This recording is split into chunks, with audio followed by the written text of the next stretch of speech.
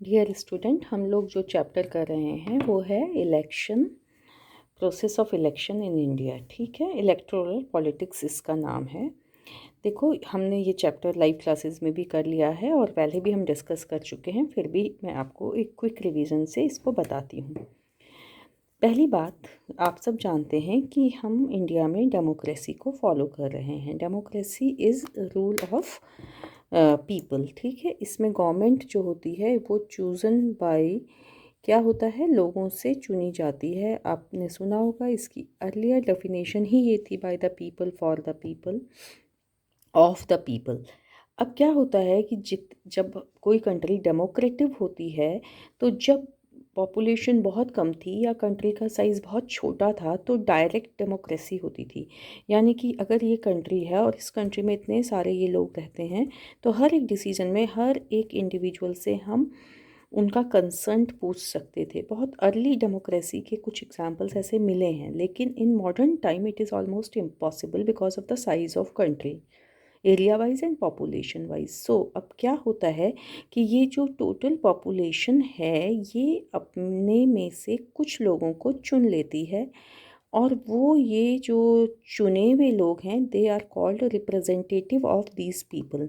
समझ में आ रहा है? ये जो लोग हैं इन सब ने चुन के अपने रिप्रेजेंटेटिव यहाँ भेजे और इनमें से कुछ ने फिर कोर गवर्नमेंट बनाई। तो इस तरह की डेमोक्रेसी को हम रिप्रेजेंटेटिव डेमोक्रेसी कहते हैं। When every person is not directly participating in every decision of government, they are choosing their representative. These representative are doing work in behalf of the general public or the voters। ठीक है, इसमें से भी फिर government के अलग अलग organs बन जाते हैं, वो हम नेक्स्ट चैप्टर में देखेंगे। So the first thing is that in India we are following representative democracy. ठीक है, not direct democracy. Now the second thing, पहली चीज़ आपने जो समझी वो ये समझी कि हम लोग रिप्रेजेंटेटिव डेमोक्रेसी को फॉलो कर रहे हैं। दूसरा, हम देखेंगे कि हमारी कंट्री में गवर्नमेंट के 3 लेवल होते हैं। There are 3 levels of government in our country. One is central government, second one is state government and third one is local government. ये तीनों के बारे में आपने 6th to 8th पढ़ा है। अब जो सेंट्रल गवर्नमेंट होती है उसके भी फिर 3, दोनों ही गवर्नमेंट के, सेंटर एंड स्टेट के 3 ऑर्गन्स हो जाते हैं, एग्जीक्यूटिव, लेजिस्लेचर एंड जुडिशरी। तो जब हम इलेक्शन की बात करते हैं तो वो लेजिस्लेचर की बात हो रही है। Legislature at central level is known as parliament. Central government पे जो लेजिस्लेचर होती है उसको हम पार्लियामेंट यानी कि संसद कहते हैं। इसके 2 हाउसेज होते हैं, Lok Sabha and Rajya Sabha. State legislature को हम विधानसभा कॉमनली बोलते हैं या स्टेट लेजिस्लेचर असेंबली बोलते हैं। लोकल लेवल पे गवर्नमेंट 2 किस्म की होती है, रूरल एंड अर्बन। ठीक है, अभी हमें केवल हमको लेजिस्लेचर का इलेक्शन कैसे होता है वो समझना है।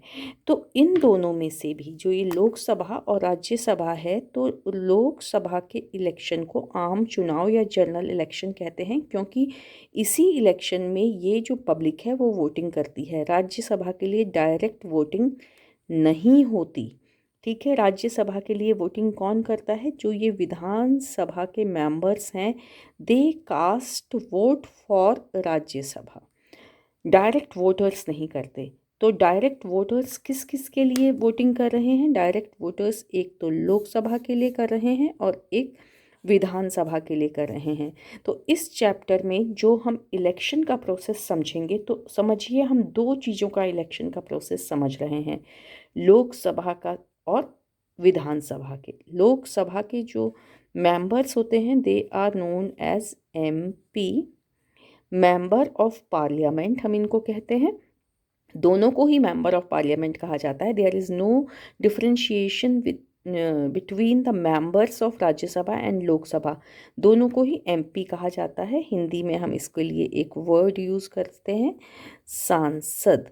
ठीक है, मेंबर ऑफ पार्लियामेंट। अब विधानसभा के जो मेंबर्स होते हैं उनको हम MLA, member of legislature assembly, member of legislature assembly कहते हैं, हिंदी में हम इसको विधायक कहते हैं। तो नॉर्मली जो ये विधायक हैं, विधायक का इलेक्शन और सांसद का इलेक्शन, एमपी का इलेक्शन एंड एमएलए का इलेक्शन, ये जो है ये पब्लिक की वोटिंग से होता है, इसीलिए इसको आम चुनाव कहा जाता है। Now the second thing is why we need election, हमको इलेक्शन की ज़रूरत क्यों है। अब आप देखो, आपको पहले ही बता दिया कि हम डेमोक्रेटिक गवर्नमेंट हमारी कंट्री में है। डेमोक्रेटिक गवर्नमेंट में we have to choose our leader, हमको अपने लीडर को चुनना है। अब चुनने के लिए कोई तो हमारे पास एक मेथड होना चाहिए ना।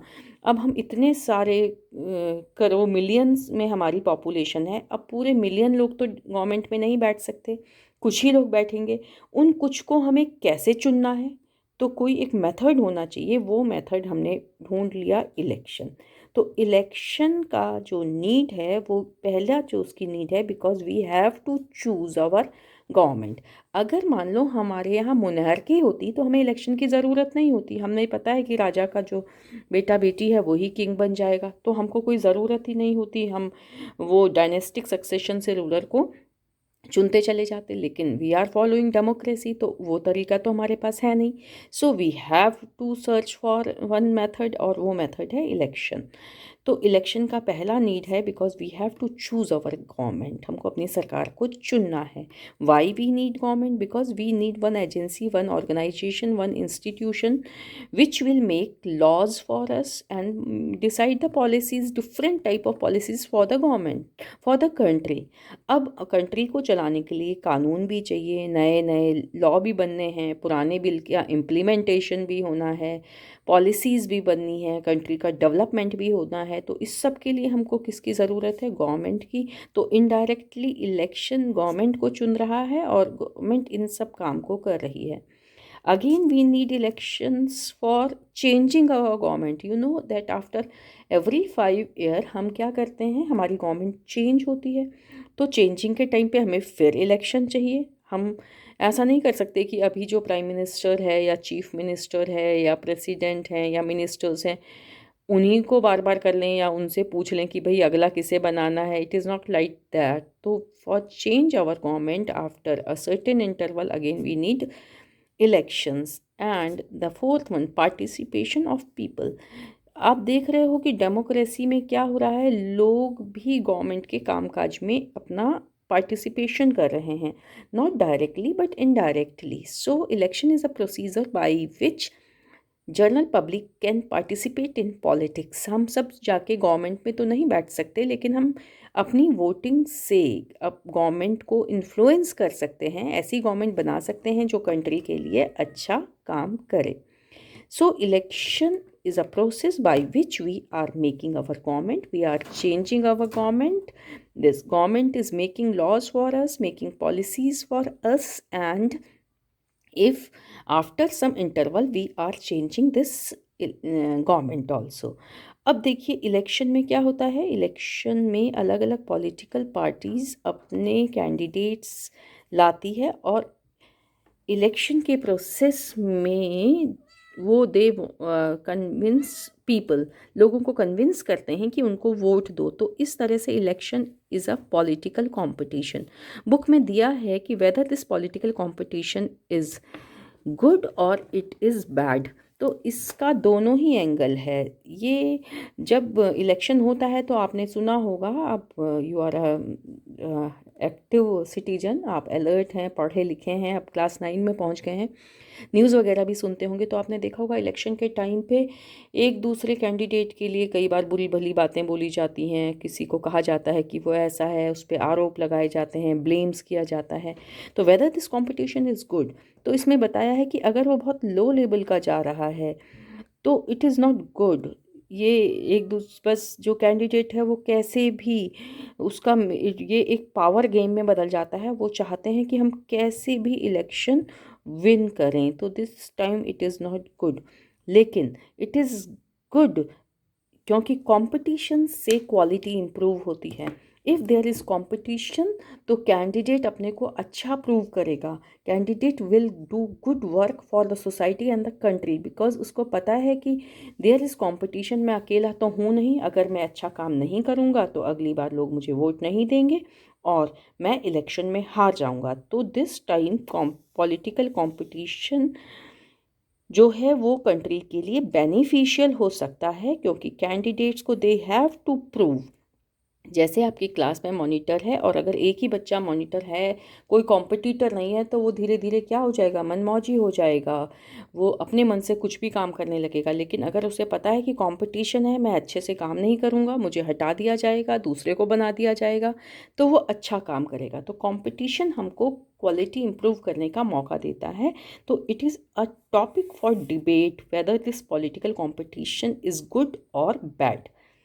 It depends upon the situation. Sometimes this competition is good and sometimes this competition becomes, it takes very ugly form in politics और कंट्री को नुकसान भी कर सकता है। तो हम एक कंक्लूजन नहीं कह सकते कि इट इज़ गुड और it is bad, it depends upon the situation. Now इसके बाद हम लोग जो देख रहे हैं कि किस इलेक्शन को हम डेमोक्रेटिव इलेक्शन कहेंगे। हम कह रहे हैं कि इलेक्शन, डेमोक्रेसी में इलेक्शन ज़रूरी है। तो आप सोचेंगे कि वाई वी आर सेइंग कि सारे ही इलेक्शन क्या डेमोक्रेटिव नहीं होते। तो प्रैक्टिकली हम देखेंगे कि कई बार इलेक्शन केवल दिखावे भर के हो जाते हैं। फॉर्चुनेटली हमारी कंट्री में ऐसा नहीं होता, हमारा इलेक्शन का सिस्टम बहुत स्ट्रॉन्ग है। तो किस इलेक्शन को हम डेमोक्रेटिव इलेक्शन कहेंगे? हम उस इलेक्शन को कहेंगे जहां everyone able to choose, यानी कि जो वोटिंग का राइट है वो कैसा हो, इक्वल हो, इक्वली सबको दिया जाए। आपने फ्रेंच रेवोल्यूशन में देखा था कि केवल एक्टिव सिटीजन को ही वोटिंग राइट मिला था, पैसिव को नहीं मिला था। जो लोग टैक्स पे नहीं करते और जो फीमेल थी उनको वोटिंग राइट नहीं मिला था। तो अच्छा इलेक्शन वो माना जाएगा जिसमें कंट्री के सभी सिटीजन्स को वोटिंग का राइट हो। So in our country now we are following universal adult franchise, every one whether belongs to any caste, any religion, any area of the country, उसको वोटिंग का राइट है without any discrimination. Only one condition is there that the citizen should be adult, that means 18 years age उसका हो जाना चाहिए। तो उस वाले इलेक्शन को हम ज़्यादा अच्छा मानेंगे जहाँ पे वोटिंग राइट इक्वल मिला है। Second, choices should be there. इसका मतलब क्या है, आपको मम्मी ने बोला चलो तुम्हारे लिए एक अच्छी सी आपके लिए एक नया फ़ोन ख़रीदते हैं, आजकल ऑनलाइन टीचिंग चल रही है, आपको बोला देखो बेटा ये एक फ़ोन है, आपको चॉइस है कि तुम कौन सा फ़ोन ले लो। अब जब एक ही चॉइस दिया तो इसमें चूज़ करने का तो मौका ही नहीं है ना, एक ही चॉइस है। अब आपके पास एक फ़ोन ये है, एक फ़ोन ये है, एक फ़ोन ये है, एक फ़ोन ये है। अब आपसे कहा कि बेटे एक फ़ोन को चुन लो, तब तो आपके पास चॉइस है। ऐसे ही इलेक्शन में चॉइस होनी चाहिए, different political party, different candidates होने चाहिए। अगर पॉलिटिकल पार्टी एंड कैंडिडेट्स नहीं हैं तो वोटर्स को चॉइस नहीं मिलती और उनको किसी एक ही की उनकी मजबूरी हो जाती है कि उसी को चुन लो। सो इलेक्शंस डेमोक्रेटिव तब होते हैं जब sufficient choice should be there. Then the third point, regular interval. अगर इलेक्शन हुए एक बार और 50 60 70 साल के लिए कहा यही गवर्नमेंट बनेगी, इन्हीं के फैमिली वाले बनते रहेंगे, तो वो इलेक्शन भी डेमोक्रेटिव नहीं होता। इलेक्शंस में एक रेगुलर इंटरवल के बाद, गैप के बाद दोबारा चुनाव होना चाहिए, दोबारा इलेक्शन होना चाहिए। उस इलेक्शन को हम डेमोक्रेटिव इलेक्शन कहते हैं। इन आवर कंट्री ये टाइम हमने 5 इयर्स चुना है।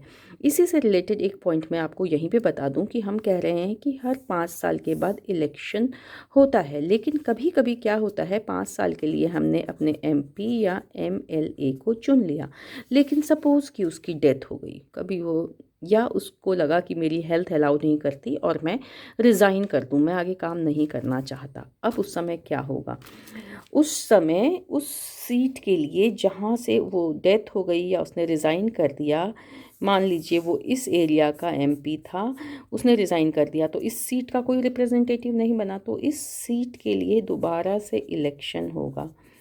इस इलेक्शन को कहते हैं बाई इलेक्शन।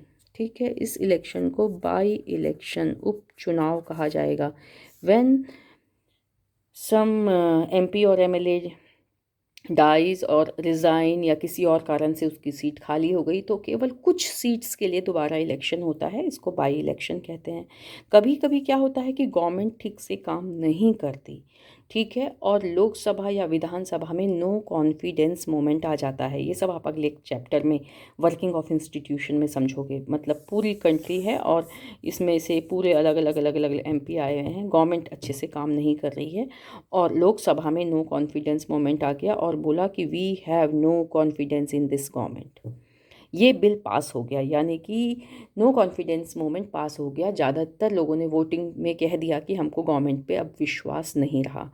अब जब गवर्नमेंट पे विश्वास ही नहीं रहा तो गवर्नमेंट आगे काम नहीं कर सकती। उस समय लोकसभा या विधानसभा 5 साल से पहले ही डिज़ोल्व हो जाएगी। इसके लिए एक वर्ड यूज़ किया जाता है, इट विल डिज़ोल्व, ख़त्म हो जाएगी। और 5 साल से पहले ही इलेक्शन होगा। सपोज़ कि 3 साल के बाद ही उन्होंने कहा नो कॉन्फिडेंस। ऐसे इलेक्शन को मिड टर्म इलेक्शन कहते हैं। मिड टर्म इलेक्शन होता है फॉर ऑल सीट्स, सभी सीट्स के लिए, और बाई इलेक्शन होता है फॉर फ्यू सीट्स, केवल कुछ सीट्स के लिए ही होता है। तो इस तरह से हमने इलेक्शन का ये प्रोसेस देखा।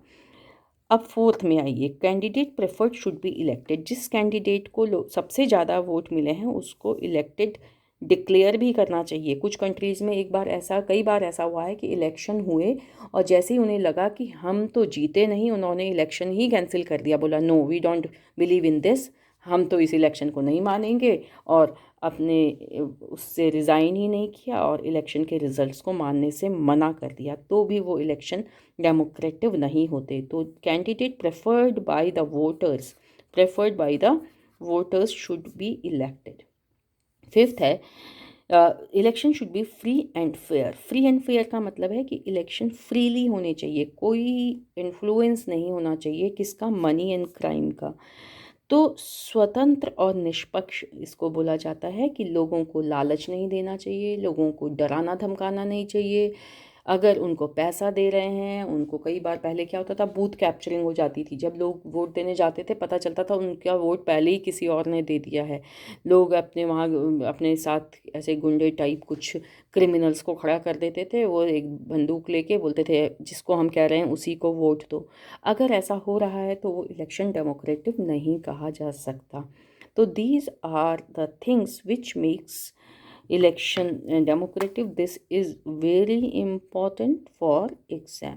This topic is very very important for exam. आप अपनी एनसीईआरटी की बुक से इसको एक बार अपने क्लास नोट्स में नोट कर लीजिएगा। ओके, अब हम देखेंगे कि इलेक्शन का प्रोसेस कैसे चलता है। This we will see in next class.